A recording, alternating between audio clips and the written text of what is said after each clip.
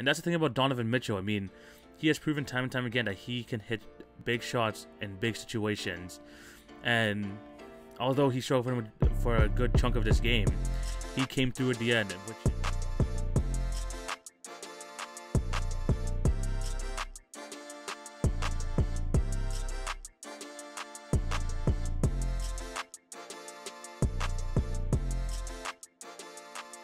Hello and welcome to the Monday, May 31st edition of the TV on Basketball Podcast with your host, TV.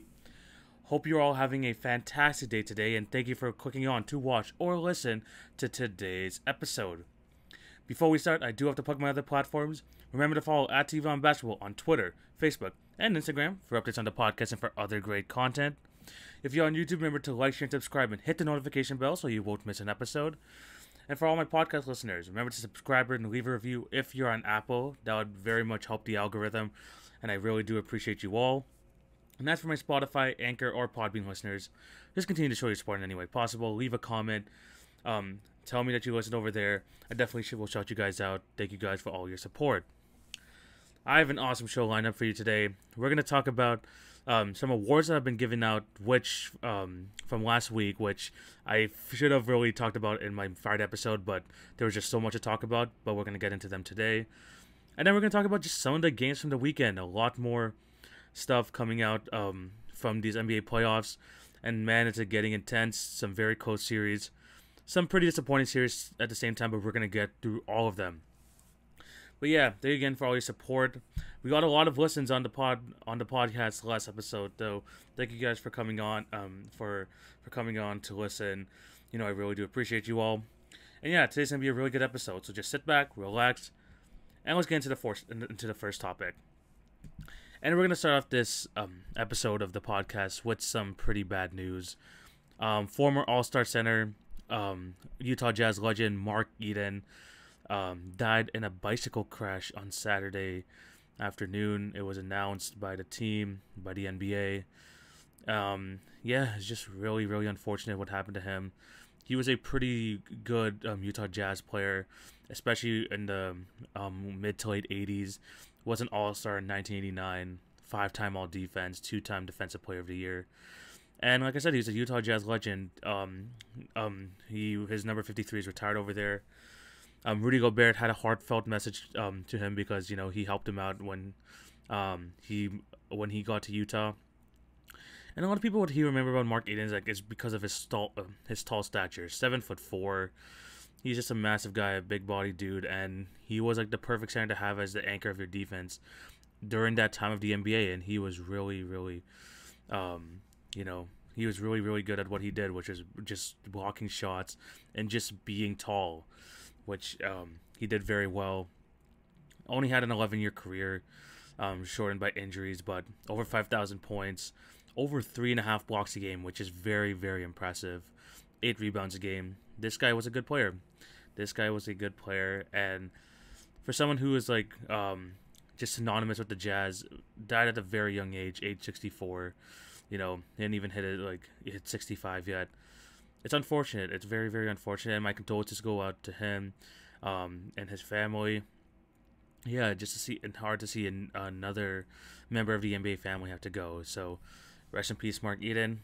It's a bad way to start the podcast, but yeah, rest in peace to him. Hope his family's doing all right, and hopefully there's gonna be some sort of tribute to him. Maybe in today's game. Who knows? We'll have to wait and see. But rest in peace, Mark Eden. Moving on to some of the awards that were given out last week.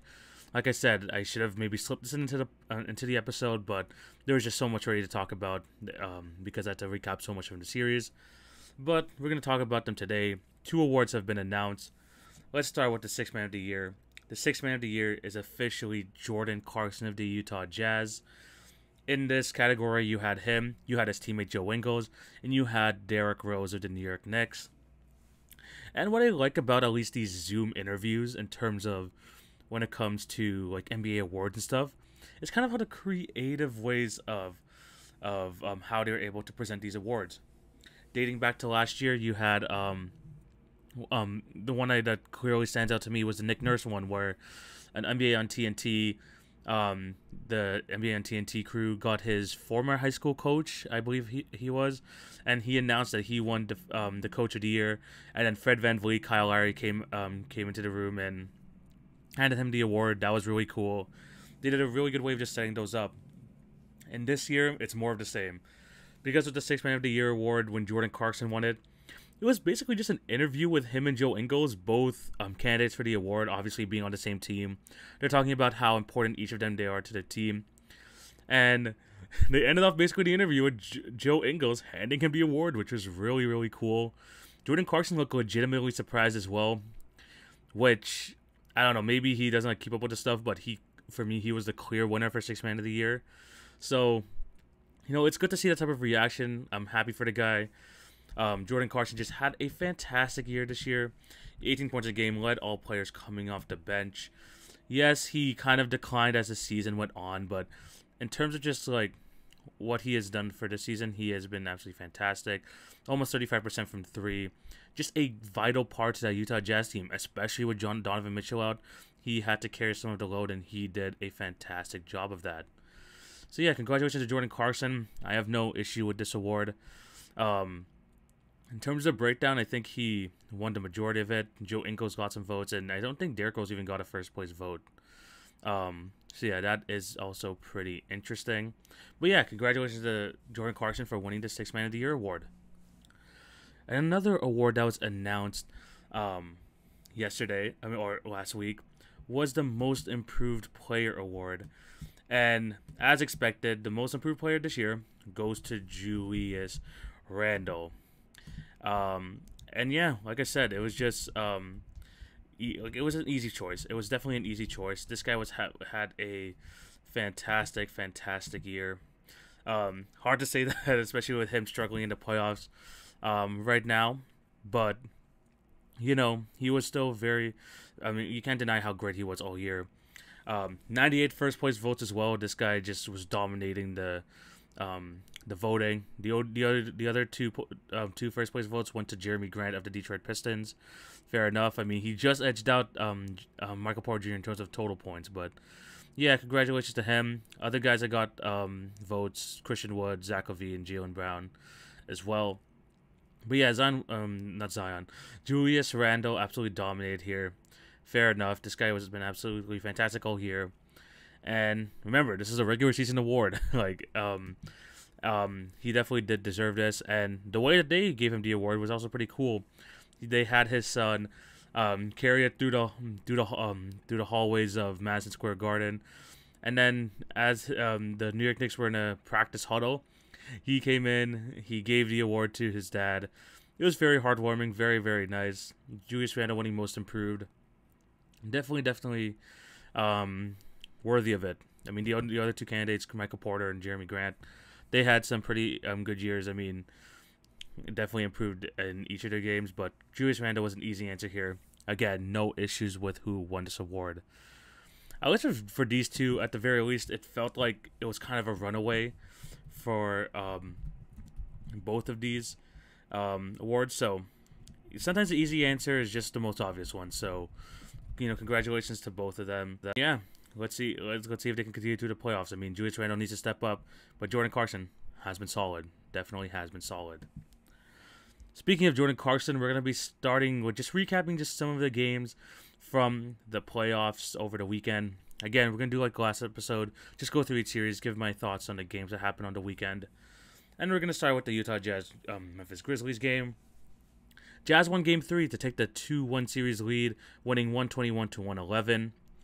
And in this game, basically the Jazz had a comfortable lead. The Grizzlies were keeping themselves in it, but they didn't really have that push to go forward until the fourth quarter when the Grizzlies just went on this massive run to start. And they had a lead at some point after John Morant hit a bucket, and they got the lead 107-105. And it really did feel like the momentum was on the Grizzlies side. The Utah Jazz called a timeout. They came back, and they ended the game on a 16-4 run. I mean, you could talk about Mike Conley. He had a fantastic game that day. You can't even deny how good he's been. He finished the game with 22 points. Not 22. He finished with 27 points in this game. Very efficient from the field as well. He was just like a good, he kept things afloat. 8 for 16 shooting, 6 rebounds, 8 assists. He was a great point guard for them. And it helped because Donovan Mitchell was struggling for a good portion of this game. But when Donovan Mitchell, when the Utah Jazz needed his services the most, he came through, especially during that run at the end of the fourth quarter. Hitting 2 threes, going to the free throw line. He did just about everything in that final 2-3 minutes to kind of just seal the game for the Utah Jazz. And they needed every single one of, not every single one of those, but that just kind of blew the game wide open. And that's the thing about Donovan Mitchell. I mean, he has proven time and time again that he can hit big shots in big situations. And although he struggled for a good chunk of this game, he came through at the end, which is exactly what you want from your superstar type player. And you got to shout out a lot of the guys on the Utah Jazz as well. Another game where they had 6 players in double figures. Jordan Carson off the bench with 15 points. Rudy Gobert, I do want to shout this guy out because this guy has been so vital to this team on the defensive end and on the as an offensive threat, because this is not like previous years where Rudy Gobert even struggles to finish at the rim and is only a lob threat. This guy can go in.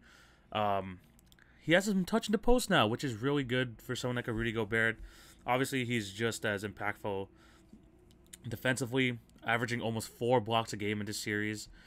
And the good thing is, besides Game 1 where he fouled out, he hasn't fouled out, so he's able to stay on the court. He's able to nullify Jonas Valanciunas basically in this series and not get him into like positions that he is comfortable in. But, you got to shout out the Grizzlies in this series as well. John Morant, 28 points in this one. The Grizzlies just couldn't handle the Jazz offense again late in this game. And Dillon Brooks again. I mean, in these key situations, I think the Jazz were up by like 5 or 6 at this point, and the Grizzlies just needed some offensive firepower or something like that. And Dillon Brooks fouled out at a very, very bad time again. You can look back to that game, the last game of the regular season, when they were trying to fight for the 8 seed. They had a chance there, but Dillon Brooks fouled out with 7 minutes left. I mean, obviously, it's later in the game for this one, but again, a bad opportune foul for the Memphis Grizzlies, and he came out the game, and that basically sealed it because you don't have that guy to guard Donovan Mitchell anymore, and it's just different. And Dillon Brooks just needs to get better at his game, controlling his fouls, not being so like antsy all the time. I mean, I know he wants to be physical, but he has to know that he is just an integral part of this team, and they need him on the court for them to succeed. So. Yeah, I mean, the Grizzlies looked like they were going to have this game, maybe take the 2-1 series lead, but they gave it up at the end there. Donovan Mitchell played great at the fourth. Mike Conley, like I said, played a great game, and they just got some great contributions from their team all around. Now, can the Grizzlies get another win?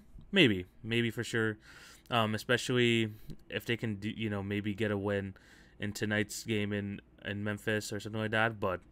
the Jazz have looked really good. Donovan Mitchell is starting to find a stride. And like they showed at the end of the game, they could just go on these offensive bursts. I just do not think the Grizzlies can catch up with them. I'm comfortable with my pick in 5. Let's see what happens, but good win for the Jazz. Now let's go to the Suns-Lakers game. One game happened over the weekend, and the Suns tied the series up. The Suns win Game 4 Sunday afternoon, 100-92. In this game, KCP didn't play because of a left knee contusion, and Anthony Davis had to leave in the second half due to a left groin injury or something like that, which is like highly unfortunate because the Lakers really were in need of his services. And look, people are going to say that Anthony Davis injury is the reason why the Suns won. But to be completely honest, if you guys watched the game, you just knew that the Suns were a better team. Chris Paul finally had a really good game in this playoff in this series. He kind of got out of his slump. I mean, he had his best game of the season by far. Led the Suns in scoring with 18 points, which told you the whole story because there was just a lot of just all around contributions from the Phoenix Suns team because it was Aiden with 14, who's still having a fantastic series. Chris Paul with 18, Bridges with 11, 17 from Booker. I mean, it was just a good all-around effort. And each of them brought a little something in order for them to win. And as for the Lakers, after Anthony Davis went down, they just struggled from offensively. Whether it's just missing shots, Alex Caruso hit some shots, but he also was missing quite a bit. Same thing with Kuzma. But they had that run at the end. Marc Gasol has been absolutely fantastic this series. Honestly, he's kind of outplayed Drummond in my opinion, and hence the reason why he's getting more minutes. Montrezl Harrell didn't really get to play much; he only played 4 minutes, and they had those mini runs. But at the end of the day, the Phoenix Suns, they still are a great defensive team, and without Anthony Davis on the floor, they're just a superior offensive team. They played great in this one. Obviously, everyone's gonna point to the Anthony Davis injury that's the reason why they won. But the Suns outplayed them. The Suns really outplayed them. You know, LeBron had a good game, stuff like that, 25, 12, and 6, but he left he wasn't aggressive throughout the majority of the third and the beginning of the fourth, and only really tried to take over near the end. And I think that was just a little too late. They're gonna need an aggressive LeBron a lot if they want to win the series, especially with the status of Anthony Davis up in the air. Is he gonna play next game? I don't know, because it's a sore left groin, but I don't know how long he's gonna be out for. This could be a long, I'm not long term, but this is definitely not something that can be done in one day. They have a game tomorrow. I think he's gonna be questionable, and if that's the case, I mean the Suns could just take advantage and take the 3-2 series lead, and really have the Lakers on the ropes. So, Game 5 is extremely pivotal. Watch out for the status of Anthony Davis, because that is 100% going to be a storyline going into the next game, and just how good he's going to be, because like I said, a left groin injury, that's not something that just goes away in a day. So that's definitely something to look out for. We still don't know if Kentavious Caldwell-Pope is playing either, so that is definitely something to also look out for. And the Lakers just need to get better on the offensive end, just stringing together a good run. They did that a couple times in the fourth, but they can't sustain them, and they really need that to come through if they want to get a win with or without Anthony Davis. So yeah, the Suns, good win for them. Got the series competitive game. Hopefully Chris Paul just continues to get healthy, and hopefully he can continue to play at his full powers once again tomorrow night. Nuggets Blazers in this next game, and this one won't go too long because the Blazers just absolutely dominated them in Game 4 to tie the series up, 115-95. No one on the Nuggets really had a good game. Jokic struggled, 16 points on 18 shots. If memory serves correctly, and I'm just double checking here, none of them really scored over 50% from the field. Yeah, except for Shaq Harrison, who went 1 for 2, and Kankar, who went 1 for 1. Yeah, basically any of their key rotation players did not shoot over 50% from the field.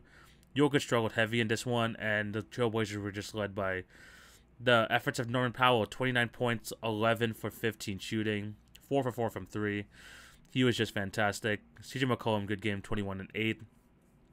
And they got this win with Lillard playing pretty bad, to be honest. 10 points, 1 out of 10 shooting. Almost had a triple-double, 8 rebounds, 10 assists.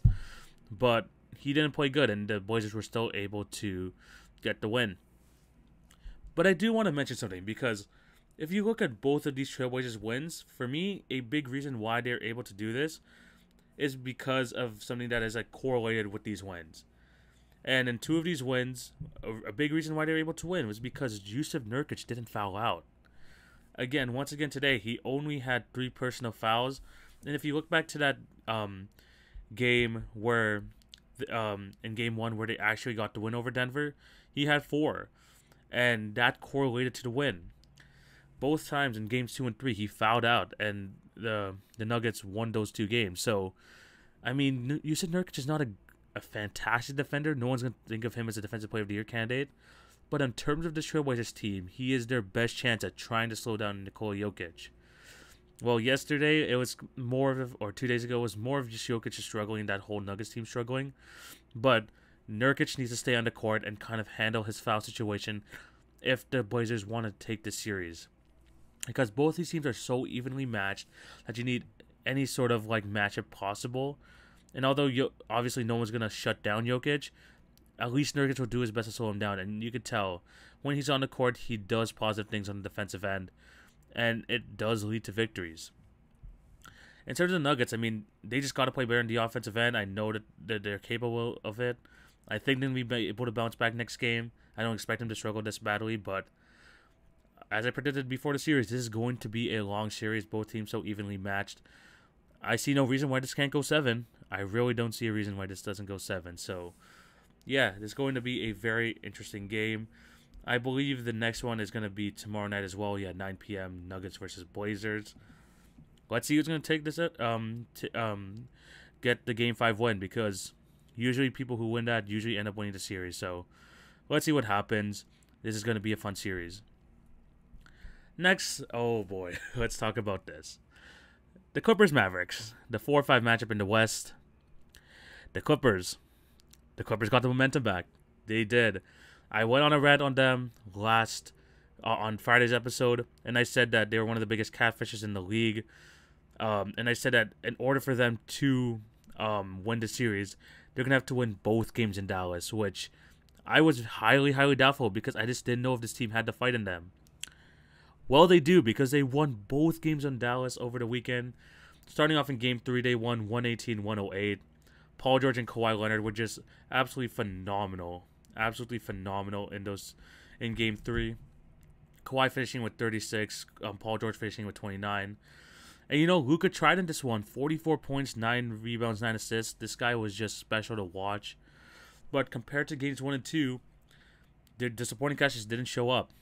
Cleaver played okay, 14 points on 9 shots. Same thing with Jalen Brunson, but Tim Hardaway struggled. He couldn't hit an inside shot to save his life. Finney Smith struggled, and then Kristaps Porzingis. Kristaps. This guy just doesn't want to go inside.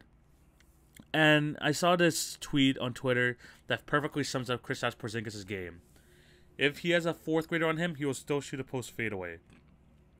And that is highly, highly irritating to watch because this guy is 7'3". He should be there getting inside, just shooting over everyone, post fadeaway, dunking on people.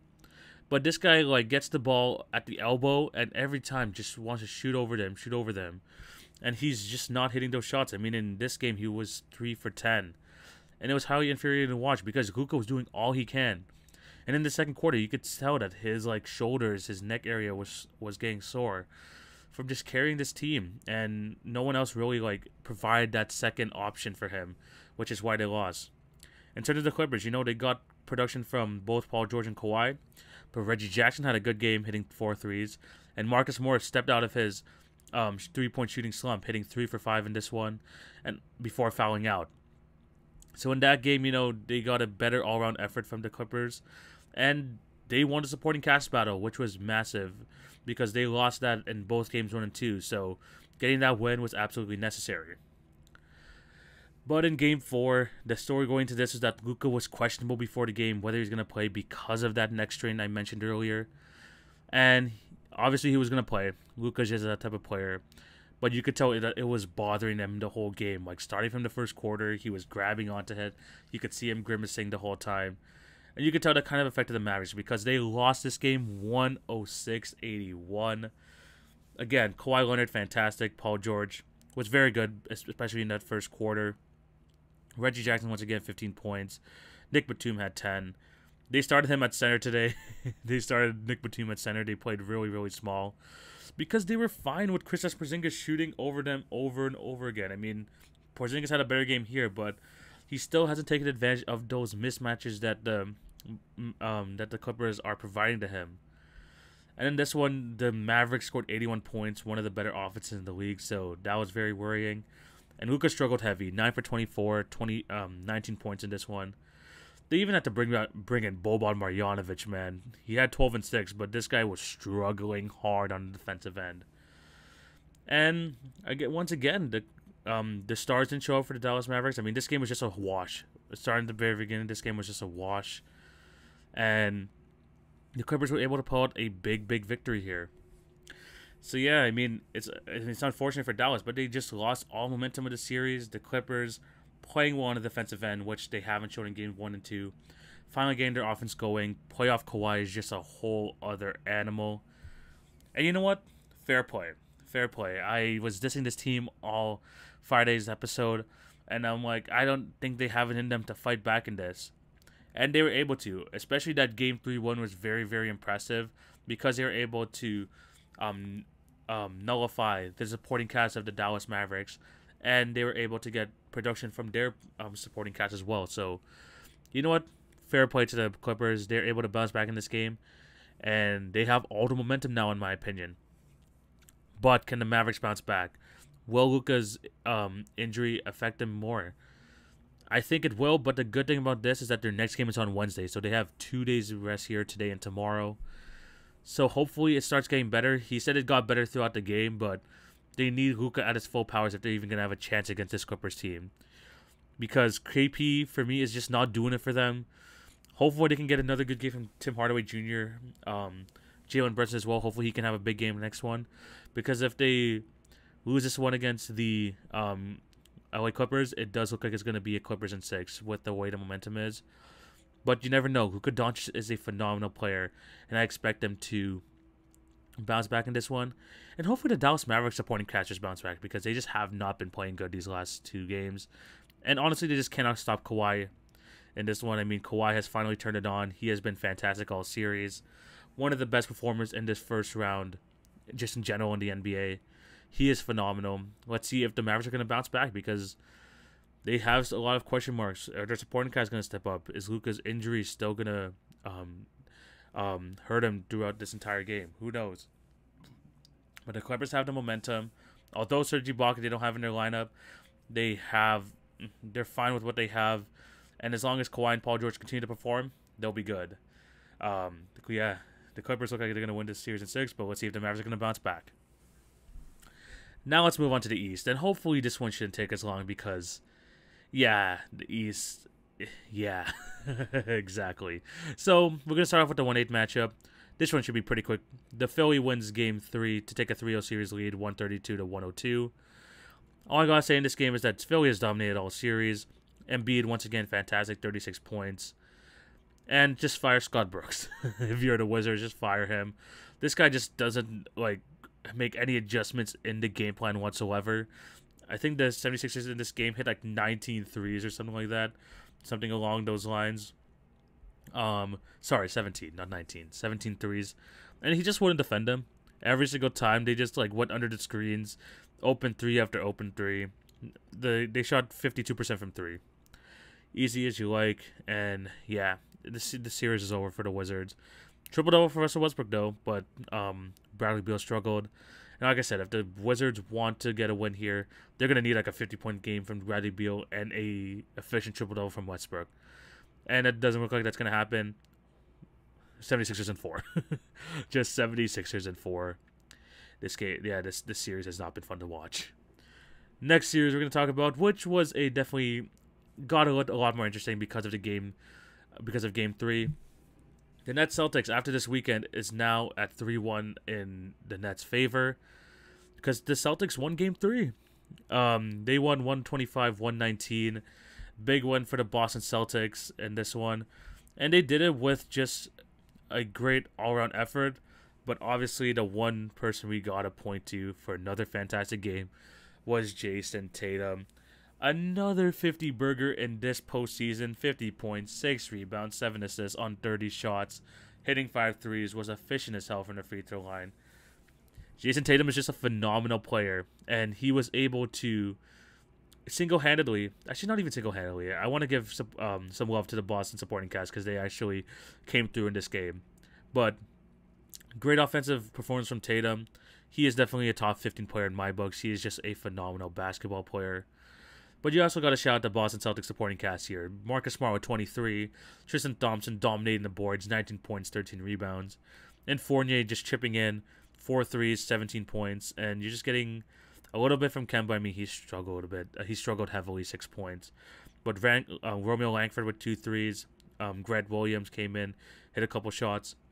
Good win for the Boston Celtics, especially because they were able to take advantage of the Nets struggling, because James Harden had a really good game, KD had a really good game, but everyone else struggled. I mean, Kyrie 16 points on 17 shots, and there was just a lot after that. So Boston Celtics saw this opportunity to get a win, and they got it. Good for them. I said I would give the Celtics one game because of a Tatum go-off game, and there it was. That was the game I expected to happen, and they were able to pull through, so good on them. But things came back down to earth in the Game 4 game. Nets win 141-126. Kyrie Irving bounced back huge in this game. He played phenomenal. 39 points, 11 rebounds. KD with 42. Harden with 25 and 23 and 18. That's just the Nets at their full powers. 141 points in regulation. 14 points from Bruce Brown, 14 from Joe Harris. You're not beating a team when they're playing that good. Even though the Celtics had a good offensive game too, another 40-point performance from Jason Tatum, 16 from Smart, 16 from Fournier. A lot of guys in double-figure scoring, but it's the Nets, so they weren't able to get the win. But the biggest story in this one, oh boy, more fan talk. Because a fan after the game, I mean, Kyrie Irving was dapping up his Nets teammates. Was he a little excessive for stepping on the Boston logo and stuff like that? I would say it's a bit too far. I mean, it's kind of the spirit of the game, but at the same time, I think that was just a bit over the top. But this fan was... fans, man. Fans. As Kyrie Irving was walking into the tunnel, a water bottle missed him from like 2 feet. Someone from the stands threw a water bottle. And obviously, the fans pointed it out right away. He got talked to by security. And he was promptly arrested from the arena. Apparently, according to TD Garden, he not only has had a permanent ban from TD Garden, he's been arrested. So, you know, good for that. You know, booing is all good. Seeing the Celtics fans boo Kyrie in Game 3 and Game 4, that's fine. That is 100% fine. But throwing stuff, like, come on now.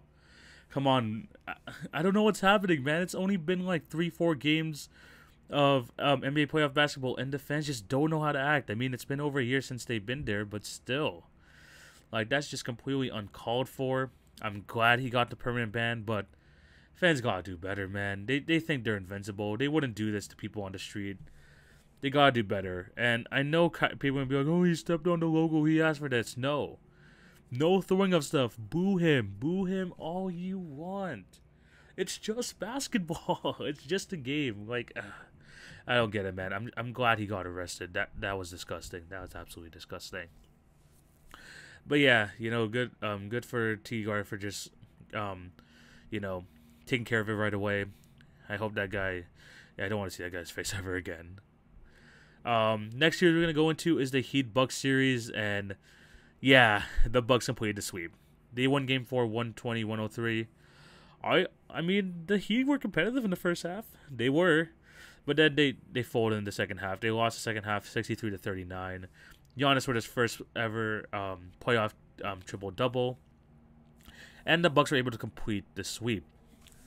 Not much to say here. The Miami Heat, yeah, they just did not play well at all. Besides Game 1, none of these games were competitive whatsoever. And I know a lot of people are going to say, oh, they're the bubble guppies, they're the bubble Heat. It was a fluke run.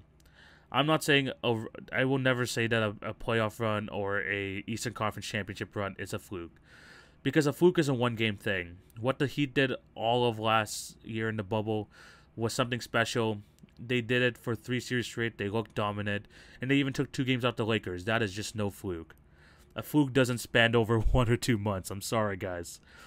Maybe they benefit from the situation a bit, yeah. But at the same time, that is no fluke. They were just a great team last year. Everything was going their way. This year, I mean, it was just a bad year. Like I mentioned last episode, they had a negative net rating going to the playoffs, so maybe that was a good indicator of how they were going to do the series. But they got to look themselves in the mirror, and they got to make some moves in the offseason. And as for the Bucks, they played great. Giannis, great in the series. Great stuff from the supporting cast. Drew Holiday looks like a huge difference maker. And I'm just excited for when they face the Brooklyn Nets next round. Yes, I'm already discounting the Celtics, but let's be honest, the Nets are going to win. But yeah, I'm just really excited for that Bucks-Nets series next round. But before we go into that, I'm going to give out my series awards. I'm going to try to start doing this like when a series is over with. Here are my series awards for the Nets for this Bucks Heat series. If I had to go MVP in this series, I had to go Giannis. 23.5 points a game, 15 rebounds, almost 8 assists. This guy had a good playoff run here. Hopefully he can continue the next round, but this guy played well. Struggled in the first game, but he played very well after that. And like I said, he got his first ever playoff triple-double, so good for him. He was the best player in the series, and it wasn't even close. Best bench player in the series in terms of both teams. I got to go give it to Bryn Forbes, 15 points per game. But hear this. Over 50% from the field, 48.5% from 3. And he did this with missing like all 4 of his attempts in Game 1. But in the final 3 games, 16 threes. 16 threes in those final 3 games. Bryn Forbes is just absolutely fantastic in this one. And they're going to need his production next series because Dante DiVincenzo is out, man. He's out with injury. He's not even going to play the remainder of this postseason. I think it was like a severe sprain or something like that. Get a little soon to Dante DiVincenzo, but with that being said, the Bucks supporting cast needs to step up, and Bryn Forbes needs to be one of them because he was great this series. Most disappointing player, you could go with a lot of Heat players here, but I'm going to go with Jimmy Butler. 14 points a game, 7 rebounds, 7 assists, but under 30% from the field, 26% from 3. Ill. Yeah, Jimmy Butler was just not good whatsoever in this series. And he said before the series that he was stupidly locked in. Yeah, if this is stupidly locked in, I don't want that. I don't want that at all. But yeah, any Heat player you could really put here. You could put Bam, you could put Hero. But I went with their star man. Jimmy Butler just did not come to play. And then my favorite moment from the series has to be the Middleton game winner. Game 1, the only competitive game in the series. 109-107 win for the Milwaukee Bucks. Middleton came up big. He just came up big and hit probably the biggest shot of his career. Good one from Chris Middleton. And I'm just excited for this Bucks team to go forward. So, yeah, those are my series awards. Let me know down below whether you agree or disagree. And now the final series to end off this episode, the New York Knicks versus the Atlanta Hawks. Hawks win both games, man. Game 3, they won 105-94. Another good game from Trae Young in this one. He just came up big in this one. 21 points, 14 assists, setting people up. And just some good help from his supporting cast. 13 points from Capella, 15 from Bogdanovich, 14 from John Collins, who bounced back pretty big because he had a 0-point game the game beforehand. And then Gallinari and Herter coming off the bench, just spraying away from 3, hitting 7 combined. And then the Knicks, I mean, Julius Randle struggled once again. And in this game, the only reason it was even remotely close is because of Derrick Rose's 30 points. And I'm going to go into the Knicks a bit later, but you can't be relying on Derrick Rose to give you this type of production if you want to win a series. Because in Game 4, they struggled once again. 113-96, Atlanta won, like I said. And again, another Trae Young masterclass, 27 points, 9 assists.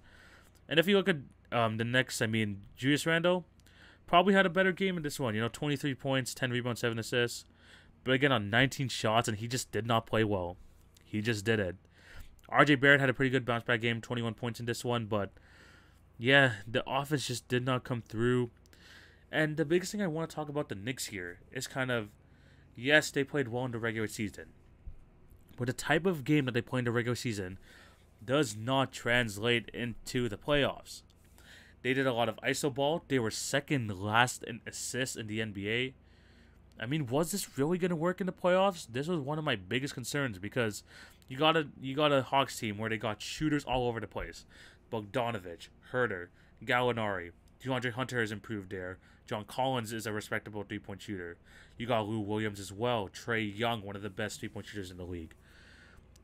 They just can't match up. No matter how much good defense they play, they're just not going to be able to match up offensively. And you could see that from the majority of the series. I mean, Game 2, yes, they won. But that was on the backs of just their fans just kind of pushing them through it. And Derrick Rose having a pretty big game. And the thing about Derrick Rose, I mean, he has been their best player all series long. In terms of this playoff run, Derrick Rose has been great. 23 points a game, 5 assists, 4 rebounds, 50-50, 50% from the field, 50% from 3, and hasn't missed a free throw. He's been fantastic. But he can be your leading scorer if you want to win a series. I mean, he's just an older guy. He cannot put the offense on his back like he used to. And that all comes down to Julius Randle struggling. I talked about earlier how he won Most Improved Player, but he is not playing like that guy in this playoffs. He's trying to be aggressive, but this ISO game is just not working. The Hawks are collapsing on him. He just doesn't know what to do with it. He's had a lot of problems with turnovers and stuff like that. He's averaging over 4 turnovers a game in this series. He has just not played like himself, and when you're not moving the ball around like the Hawks are doing and stuff like that, your offense gets really stale, and that's what's happening with the New York Knicks right now. It's just stale, and there's just no juice in it. Like I said, you can play all the defense you want on this Hawks team, but eventually they're going to be hitting threes. They have the best player in this series, and now they have this advantage going into New York in Game 5. Now, can the Knicks come back in the series? Yes, but it's do or die for them. Their fans need to come through and kind of push this team further in this next game, and then they gotta win one in Atlanta, and hopefully it goes home to New York for them. But right now, it just doesn't look good. It doesn't look good in this series so far. They had, honestly, it's really just hard for them just to even crack 100 points, and yeah, they just look like they're struggling heavily. They're not getting great. Since game 1, they're not really getting much out of Alec Burks. Toppin had a good game last game, but yeah, the Knicks offense just doesn't look good. While the Hawks are getting everyone involved, Trae Young's getting everyone involved, and he's just playing at a high level. So, man, the Hawks are playing good right now, and it looks like they have just full control of the series because their offense is just better than the Knicks, and their defense is average enough where they can just handle them. So, good 2 wins for the Atlanta Hawks. I mean, the Knicks going to have to pull out a big one here in Madison Square Garden, but it's going to be tough. It's definitely going to be tough. But yeah, those are all the playoff series. Let me know down below what you guys think. Do you agree with any of my takes? Do you have any thoughts on the series? Just let me know down in the comment section of here. My Instagram page. Just let me know. Even shoot me a DM. But I think this is where we're going to end this episode. Thank you guys for watching or listening. Remember to show love on all the podcast channels. Like, share, and subscribe if you're on YouTube. And remember to follow at TV on Basketball on Twitter, Facebook, and Instagram. On Friday, I'm hoping to have another guest on the show to talk some more NBA playoffs, so be on the lookout for that. So yeah, just great NBA playoff content going forward. Check out my Instagram page for some great NBA content, and I'm going to start tweeting more. I'm still kind of getting used to it, but I'm going to try to especially do it on tonight's games as well. And also catch me on this Just In show tonight at 8 p.m. Whenever you're listening to this, it's I'm going to be there on Monday Eastern, so 8 p.m. Eastern, so that should be fun. And yeah, hopefully another guest on Friday. There should be some great playoff content coming for you guys going forward. But yeah, thank you guys for all the support. Hope you have a fantastic day. Take it easy, guys. TV signing out. Peace.